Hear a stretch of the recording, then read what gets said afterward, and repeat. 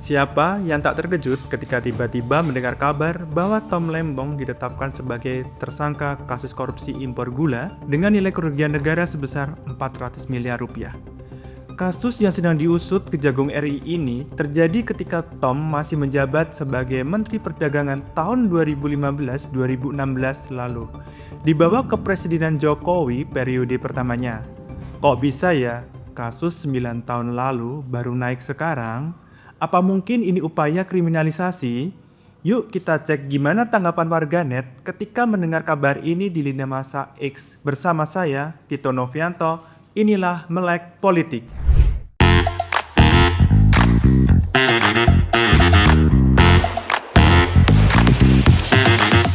Jangan lupa untuk subscribe channel Netra ya, like video ini, dan juga sebarkan videonya ke semua media sosial yang kamu punya. Perbincangan tentang penangkapan Tom Lembong oleh Kejagung RI menggema di lini masa X dengan 173,2 ribu unggahan sepanjang periode 29 Oktober hingga 2 November 2024. Topik ini memperoleh impresi, menyentuh angka 1 juta berupa komentar, likes, dan repost. Secara garis besar, perbincangan warganet didominasi sentimen negatif sebanyak 114,1 ribu, sementara unggahan bersentimen positif sebesar 31,7 ribu.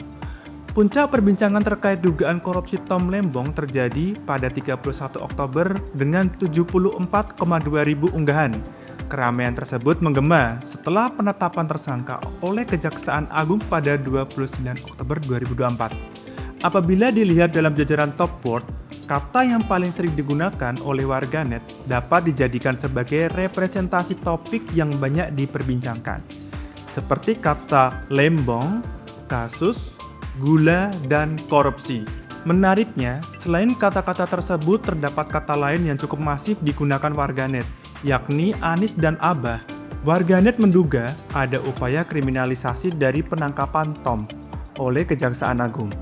Dugaan ini bersumber dari hubungan Tom Lembong dengan Anies Baswedan, sehingga memunculkan kata Anies dan Abah.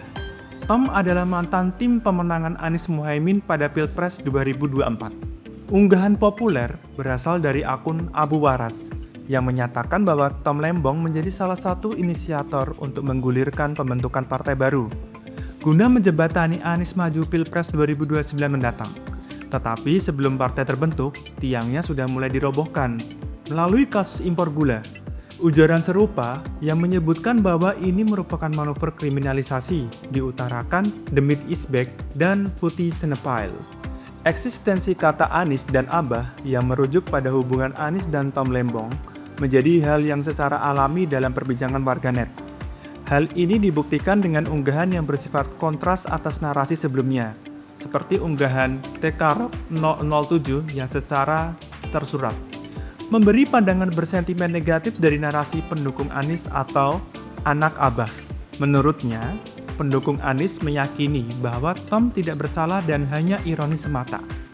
Ia menganggap keikutsertaan Tom dalam aksi peringatan darurat hanya kedok, agar perbuatan korupsinya tak terbongkar.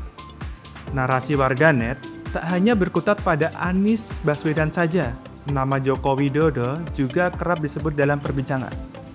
Melalui pantauan kata Jokowi dan Mulyono, warganet menduga bahwa penangkapan ini terjadi karena dendam Jokowi atas kegagalan anak bungsunya, yang tidak bisa ikut dalam kontestasi Pilkada Jawa Tengah seperti kata Tania Fiandra. Sementara, Tan Marem mengira bahwa kasus ini sebagai langkah untuk menutupi kasus-kasus yang terjadi pada anak-anak Jokowi.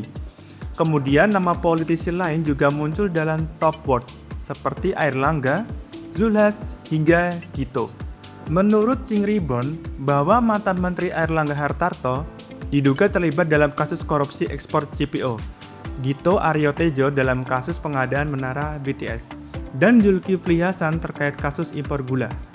Bahkan Simanjunta-Niko mensinyalir jika Airlangga, Dito, dan Zulhas tak tersentuh sampai sekarang karena mereka berada dalam pemerintahan, sedangkan Tom dianggap sebagai lawan politik. Sebagai rekan, Anies Baswedan langsung membela Tom begitu kabar penangkapan berseliweran. Melalui unggahan akun X Anies Baswedan, beliau mengaku telah mengenal Tom selama 20 tahun.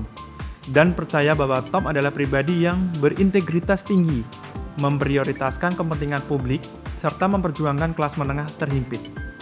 Unggahan tersebut menjadi terpopuler selama periode pemantauan, dengan capaian impresi hingga 81,9 ribu kali.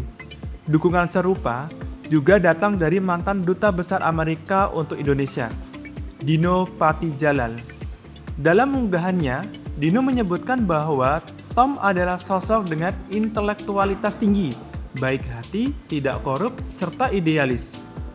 Dukungan warganet diwujudkan dalam bentuk tagar Save Tom Lembong. Tagar ini menjadi paling populer dibanding tagar lainnya, hingga mencapai 3.694 unggahan.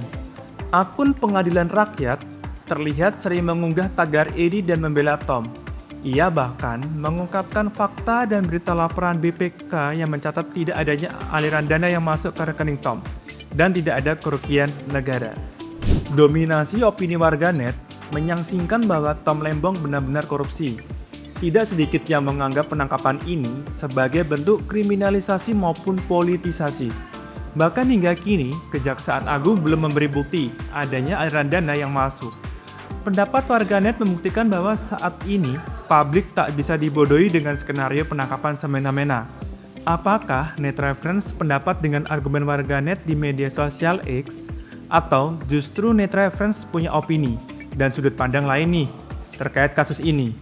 Coba tulis pendapat kalian di kolom komentar yuk, dan mari diskusikan bersama segala kemungkinan terkait kasus kriminalisasi kebijakan impor gula ini. Jangan lupa juga, untuk kalian yang ingin memonitoring tren berita dan isu viral terkini lainnya, kalian bisa cobain monitoring gratis hanya di monitoring.netraya.id. Sekian dulu ya Melek Politik episode ini. Saya Tito Novianto pamit. Sampai berjumpa di Melek Politik berikutnya.